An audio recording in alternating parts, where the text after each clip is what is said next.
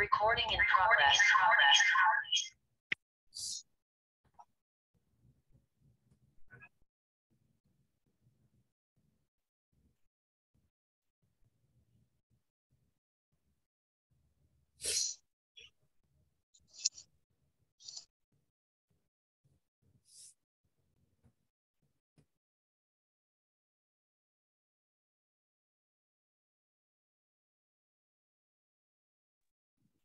Sore, Frater.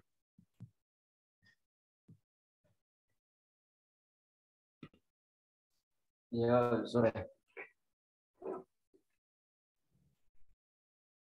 Bagaimana keadaannya, Frater? Oh, luar biasa. Menikmati malam minggu.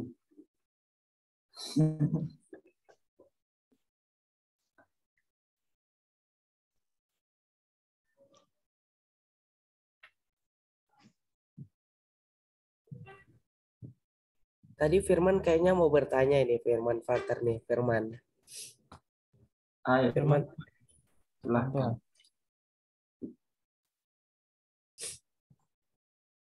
Ini boleh bertanya, Frater? Oke, siap, silahkan. Jadi saya mau bertanya, Frater. Ini tantangan apa saja yang dihadapi oleh Frater selama hidup membiara?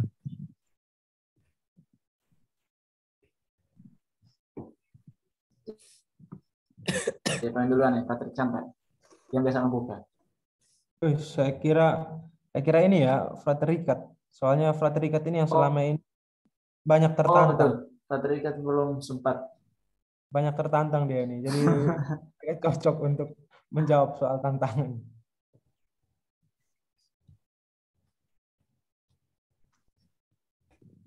Halo, Patrick. halo Patrikar. Halo, selamat malam. Suara-suara Roh Kudus. Ya. Minta maaf ya, kamera saya sedang bermasalah, jadi wajah saya tidak tampak di Zoom. Sudah diusahakan untuk diperbaiki, tapi ya lumayan. Oke. Tadi pertanyaannya dari siapa ya? Dari saya, Frater, Firman Frater. Oh ya, coba ulangi pertanyaannya saya. Saya tidak sempat. Sebentar ya, Frater. Oke.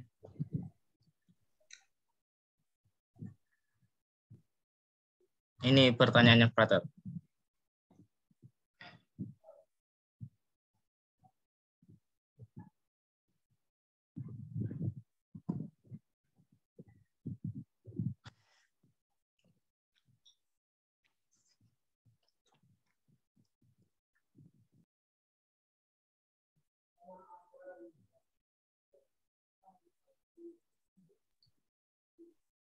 Halo, Frater Richard.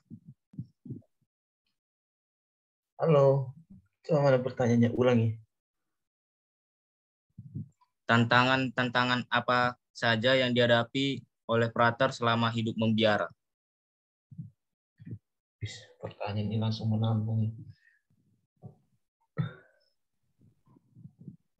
Oke, baik. Ya, Frater mencoba untuk menjawab ya sejauh pengalaman Frater tinggal di biara. Ya, selama menjalani proses seperti yang sudah diceritakan, diseringkan oleh Frater Rado dan Frater Chandra. Ya, tantangannya ya tentu banyak. Dari yang secara singkat, yang pertama ya godaan.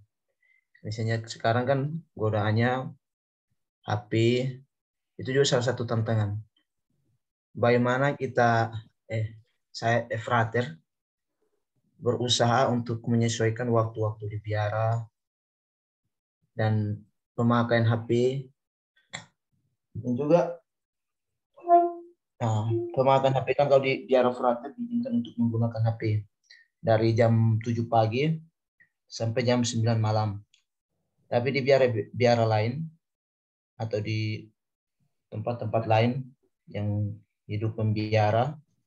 Nah, di situ ada yang tidak diizinkan. Nah, itu juga menurut frater sangat bagus. Tapi kalau diizinkan juga sangat baik. Semuanya baik, tergantung dari orang yang mengikutinya atau menerima menjalani aturan itu. Nah, misalnya begini, kalau misalnya ada HP, pasti tantangannya relasi. Nah, relasi ini pasti larinya kalau relasi yang kurang baik, kadang terlalu lama memakai HP sampai lupa tugas-tugas yang lain. Misalnya kalau frater kan sementara kuliah, pasti lupa tugas kuliah dan lain sebagainya. Atau lupa jam doa masih menunda, main HP dulu. Itu tantangan kalau di menggunakan HP. Tantangan mau menyesuaikan diri dengan zaman, tapi kadang kebablasan. Itu mungkin teman-teman juga Selain alami. HP apa ya, frater? Nah, selain HP, yang kedua ya godaan. Misalnya saya sudah diceritakan oleh Frater Rando, sejak masuk awalnya sudah pernah pacaran misalnya. Kalau Frater kan mulai dari seminari, masuk menjadi Frater mulai dari seminari. Nah, Frater pacaran waktu di SMP. Nah, kalau misalnya di seminari atau di biara itu tantangan kalau misalnya Frater ya, godaannya ya ingin pacaran, mau punya pacar. Tapi ya harus kembali melihat bahwa sekarang menjalani proses untuk menjadi seorang romo atau menjadi seorang biarawan. Nah, harus pertama-tama harus menyadari itu. Nah, itu tantangan terberatnya ya godaan untuk pacaran. Yang kedua, godaan untuk memiliki uang sendiri atau punya usaha sendiri. Nah, itu juga tantangan. Kalau dalam biara kan tidak diizinkan untuk mempunyai usaha sendiri atau memiliki uang yang banyak. Sehingga ya salah satu tantangannya juga di sini. Nah, kalau para frater kan misalnya ada menghayati tiga kaul religius, yaitu hidup miskin, hidup taat, dan hidup murni. Nah, kalau hidup miskin itu ya salah satunya itu. Kalau misalnya apa ya, tergiur untuk memiliki uang banyak, berarti sudah jatuh pada tidak menghayati kaul kemiskinan itu. Nah, kalau misalnya tidak taat pada pemimpin atau tidak taat pada diri sendiri, tidak taat pada teman, nah itu juga salah satu sudah jatuh pada dosa melawan itu kaul ketaatan. Nah, yang ketiga itu kaul kemurnian. Nah, kaul kemurnian itu misalnya tadi frater bilang mau pacaran. Nah, ketika frater tergoda dan pacaran, otomatis frater sudah melawan atau tidak taat lagi pada kaul kemurnian itu. Nah, itu.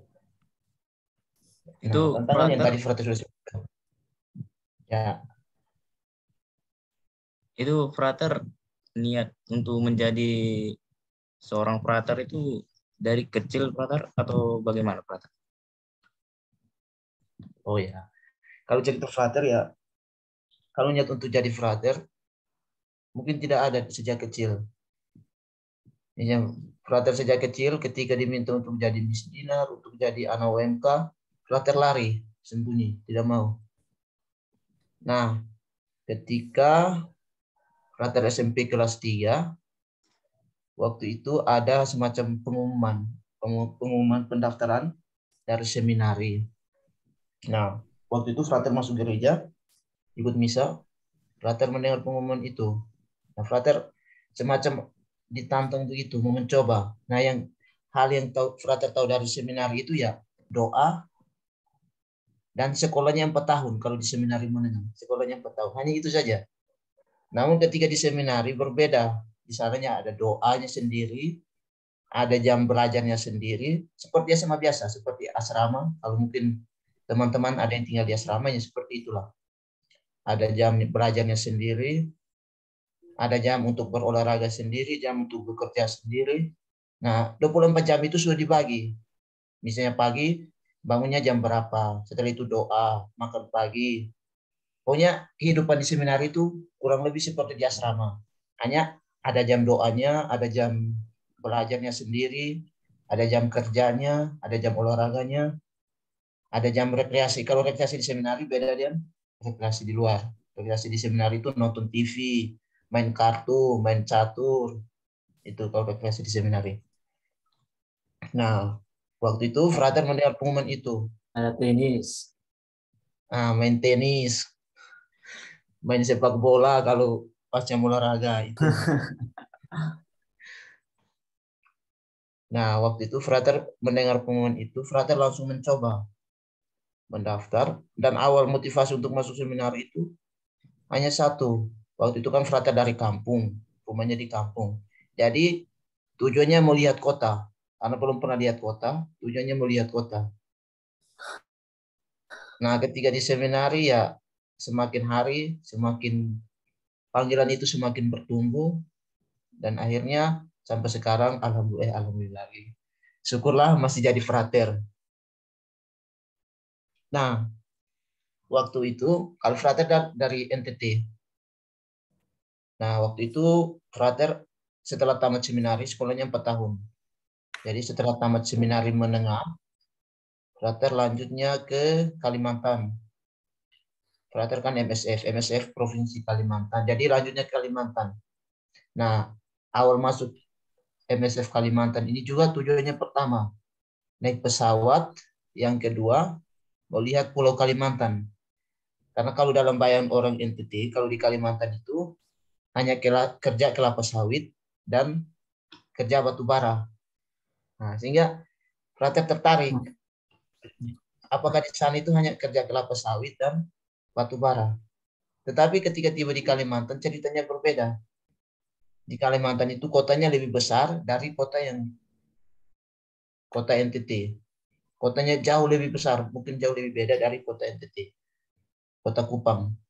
Nah, dari situlah akhirnya dari pengalaman-pengalaman begitu, frater mencoba melihat bahwa oh ternyata Tuhan memanggil orang itu tidak dari hal-hal yang unik, misalnya ketika dia berdoa Tuhan memanggil dia, tetapi dari pengalaman-pengalaman kecil.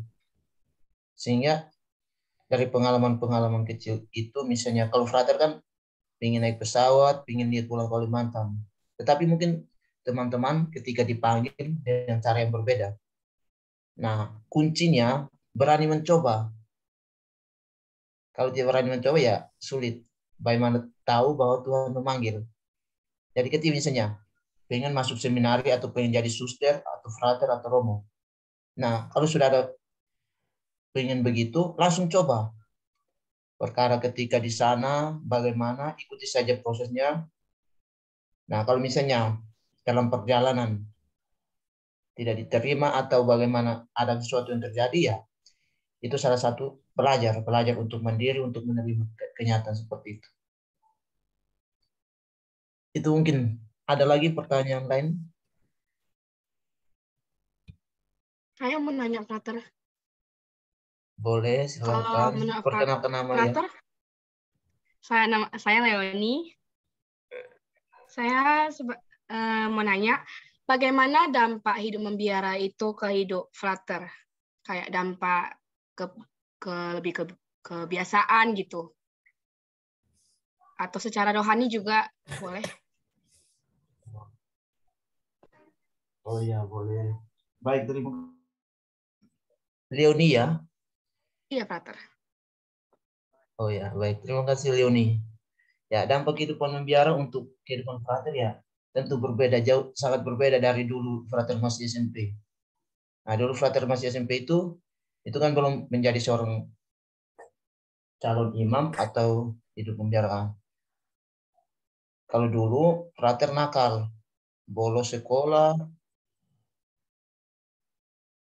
pokoknya buat masalah begitulah. Tapi ketika di seminari dengan sistem yang ada, dengan aturan-aturan yang ada, frater dibentuk. Artinya, pertama, dampaknya hidup mandiri. Bisa mandiri, jauh dari orang tua. Nah, jauh dari orang tua itu pertama, mandiri. Yang kedua, ya berkaitan dengan hidup doa. Ya, hidup doa artinya bahwa kalau dulu frater malas berdoa, malas ke gereja, malas pokoknya ikut kegiatan-kegiatan gereja. Nah, ketika frater sudah masuk dalam biara, tentu jauh berbeda. Nah, pagi harus misa pagi, ada doa bersama. Selain itu juga ada doa pribadi lagi. Nah, dari kekuatan doa itu yang akhirnya membuat frater masih tetap menjadi seorang biarawan, masih tetap menjadi seorang religius. Nah, kalau dampaknya ya semakin semangat, terutama mengikuti aturan-aturan. Kalau dulu dia melawan, sekarang harus taat, harus sederhana, hidup sederhana, berpenampilan sederhana, menghargai orang lain, misalnya menghargai lawan jenis, dan lain sebagainya. Nah, itu mungkin beberapa hal, mungkin ditambahkan oleh Frater Aldo dan Frater Chandra.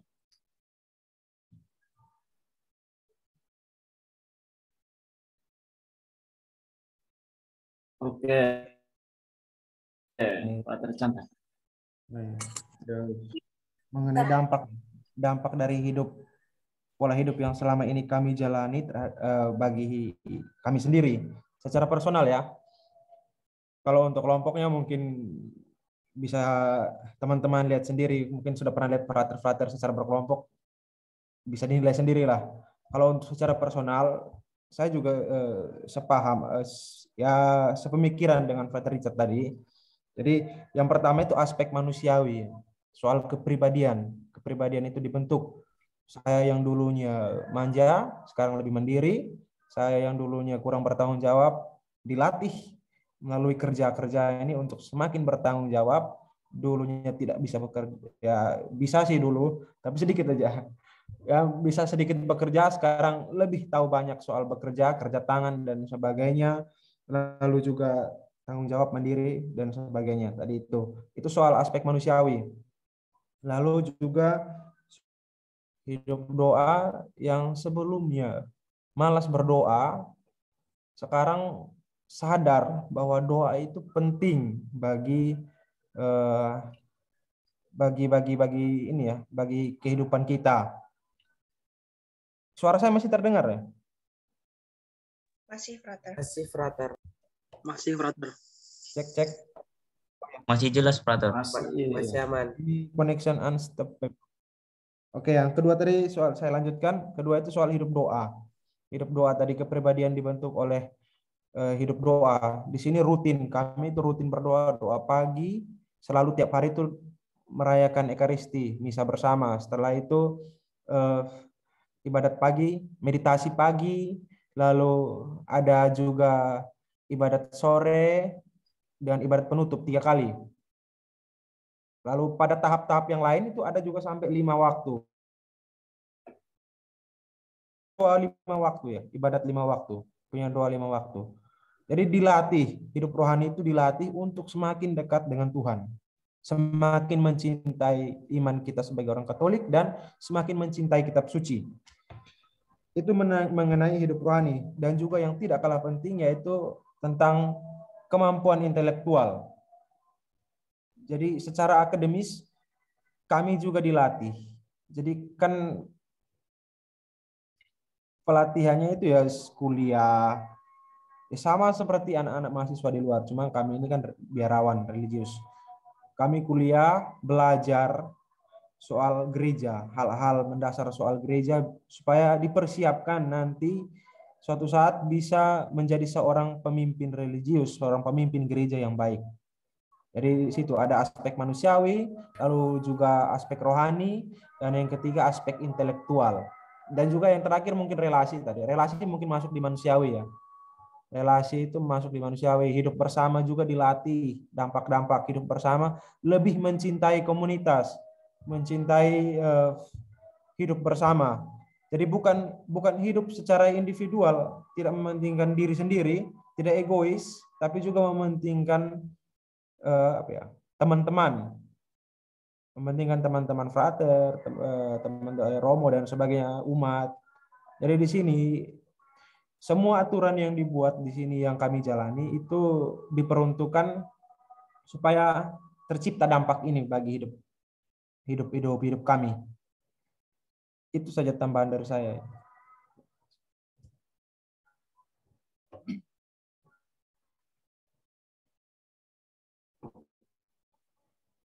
Gimana? Cukup kayaknya ya.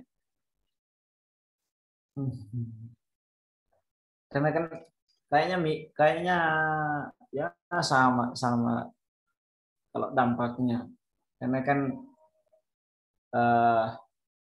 salah satu faktornya juga kan saya, Frater Chandra, Frater Ikan tinggal di satu rumah yang sama. Ya, meskipun kadar pengaruhnya pasti berbeda-beda. Saya sama Frater Richard, saya sama Frater Chandra kan pasti berbeda. Ya, meskipun satu rumah tapi beda kamar, enggak sekamar. Frater, saya ingin bertanya, Frater. Oke, siap.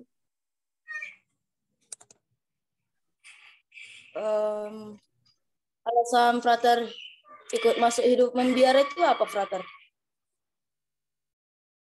Gimana? Alasan Frater ikut membiara. Alasan masuk hidup, masuk. Ya pertama sesuai dengan sharing dari Frater tadi. Pertama ada pengaruh. Kalau saya sendiri ada pengaruh dari keluarga, dari lingkungan, karena banyak keluarga saya juga yang masuk jadi suster, ada yang jadi frater, bruder, promo di lingkungan sekitar saya. Nah itu salah satu faktor sehingga kemudian bisa mempengaruhi saya, akhirnya merasa oh saya sepertinya terpanggil. Tetapi itu alasan yang kesekian. Tapi alasan yang pertama adalah saya mempunyai tergerak hati untuk masuk untuk menjadi seorang frater, dalam hal ini mengikuti proses untuk menjadi seorang imam, menjadi seorang romo. Nah itu memang saya sendiri merasakan, tapi tidak muncul sejak saya lahir atau sejak saya kecil, tapi itu mungkin sekitar sama kayak saya kelas 12 juga baru muncul kesadaran saya, kayak tahu ada rasa untuk, ada ketertarikan, ada ketergerakan hati untuk masuk, untuk mengikuti Tuhan melalui cara ini. Ya, itu kalau dari saya.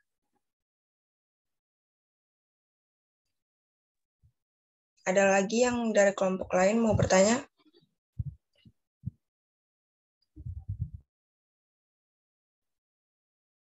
Wajah-wajah Catherine nih kayaknya.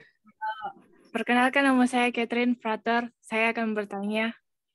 Oke. Upaya-upaya apa saja yang Frater lakukan untuk memelihara panggilan hidup? Nah, kalau saya sendiri ada tiga hal yang menjadi kekuatan saya untuk tetap kuat dalam menjalani panggilan saya. Yang pertama itu kesadaran saya untuk terus kesadaran saya sendiri dalam hati saya untuk tetap kuat, tetap setia menjalani panggilan ini. Lalu yang kedua, doa, hidup rohani. Itu salah satu bentuk yang membuat saya bisa kuat hingga saat ini. Saya nggak tahu teman-teman atau mungkin dari frater yang lain, kalau saya sendiri ketika merasa tidak, kayak ada pikiran, lebih baik keluar saja daripada saya hidup seperti ini. Karena seperti yang saya bilang tadi, kadang ada bahagia, kadang ada sedikit susah. Nah, ketika susah itu yang berbahaya. Apakah kita bisa melawan situasi itu? Nah, kalau saya sendiri kembali kepada Tuhan melalui doa. Nah itu saya alami sungguh dalam hidup saya selama menjalani panggilan saya. Bagaimana ketika saya mengalami kekuatan baru setelah melakukan doa, setelah berdoa. Jadi penting untuk doa pribadi, punya devosi pribadi, itu penting. Bagaimana supaya menguatkan kita kembali, itu yang saya alami, sungguh-sungguh saya alami. Saya bukan cerita dari orang lain, tetapi saya alami dari diri saya sendiri. Bagaimana saya mengalami kekuatan baru, semangat baru ketika mengalami situasi yang tidak mengenakan, lalu saya kembali kepada Tuhan melalui doa. Itu yang kedua. Lalu yang ketiga, karena kita kan hidup di dalam biara kan banyak orang. Nah, salah satu cara untuk kita kembali kuat, kembali bersemangat adalah orang-orang di dekat kita. Teman-teman frater, itu menjadi tempat baik kita untuk menimbah kekuatan baru. Jadi, yang penting di sini adalah hidup damai dengan teman-teman di dalam, terutama di dalam biara. Katakanlah hidup baik dengan sesama kita di dalam biara. Ya, meskipun sebagai manusia biasa kan sekali mungkin ada sesuatu yang membuat kita saling marah, tetapi harus punya kesadaran untuk kembali membangun relasi yang baik, sehingga ketika kita mengalami situasi yang seperti tadi, mengalami situasi yang tidak mengenakan, pengennya mau keluar gitu, lalu kita kembali ke teman, saling berbagi, oh teman saya merasakan seperti ini, lalu ada penguatan dari teman-teman kita. Itu bagi saya itu 3 hal yang selalu membuat saya tetap kuat dalam menjalani panggilan saya. Mungkin ada versi lain dari Frater Chandra, ada Frater Richard.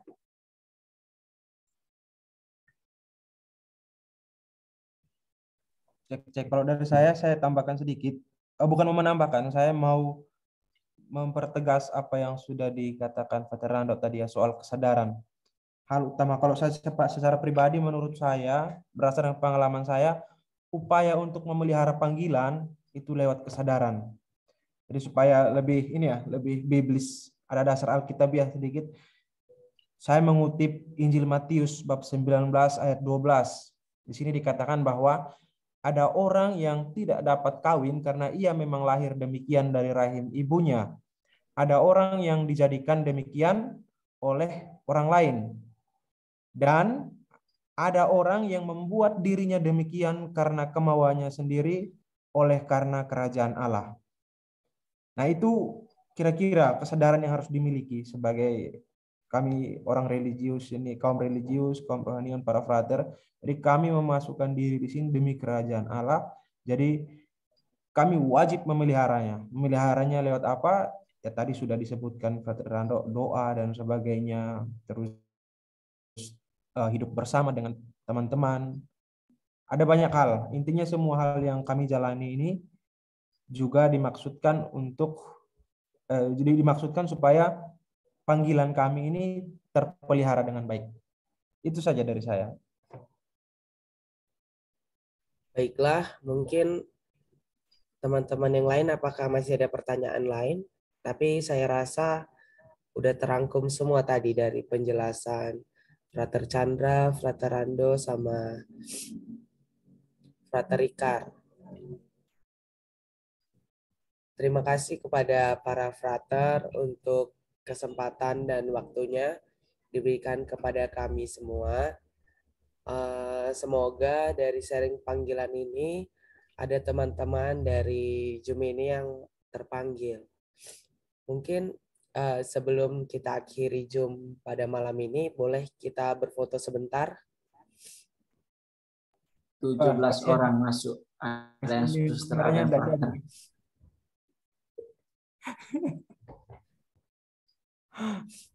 Oke, teman-teman yang off cam, boleh dinyalakan kameranya. Slebeo. Frater Rikar nanti fotonya nyusul aja ya, Frater. Nanti diedit aja di cropping. Iya, Jadi Frater. crop aja.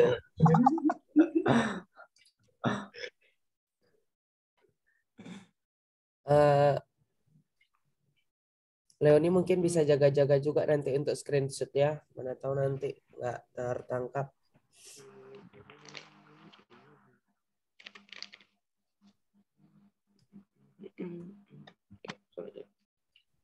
Oke, 1, 2, Dia orang baik. 3. Oke, sekali lagi. 1, 2, 3.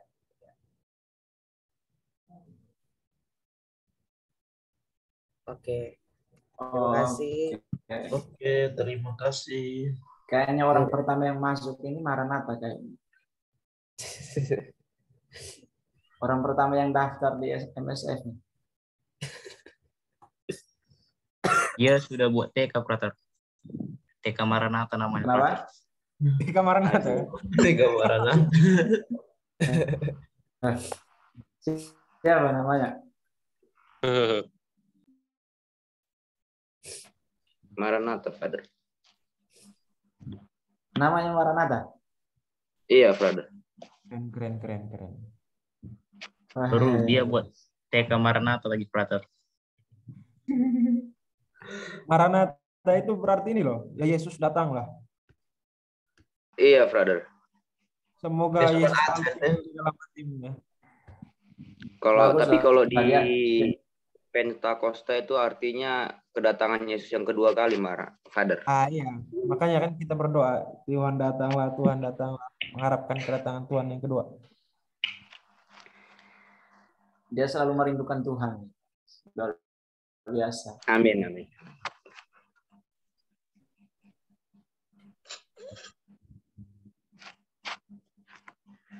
Bulan apa ujian akhir?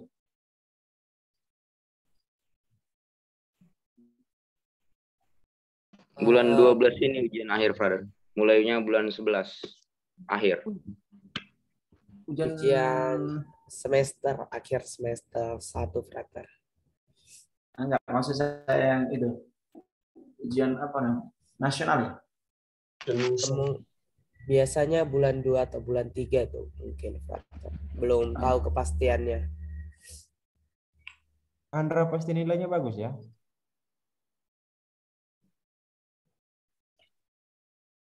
The smartest person in the class. Kayaknya. Intuisiku mengatakan seperti itu.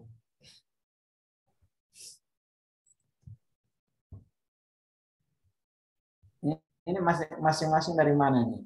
Ada yang dari atau semuanya satu tempat, satu kota? Satu kota semua, Frater. Itu ada yang dari desa Konoha tuh. Konoha Kure. Naruto.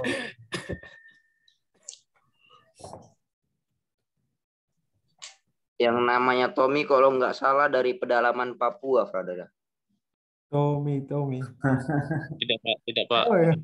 Salah. Dia salah cuy.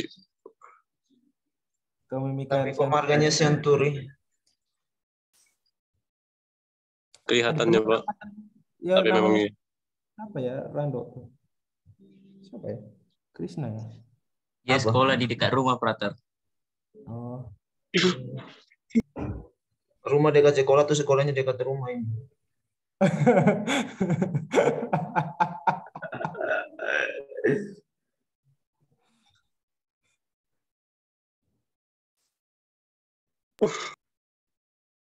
Satu kelas berapa orang kalian semuanya? 24, Frater. 24. Coba hitung, Frater. Coba hitung. 24. Pasti ceweknya yang banyak ya? Ya, masih ada kelompok lain yang mungkin ada kenalan fraternya lagi. Mungkin frater. Atau suster.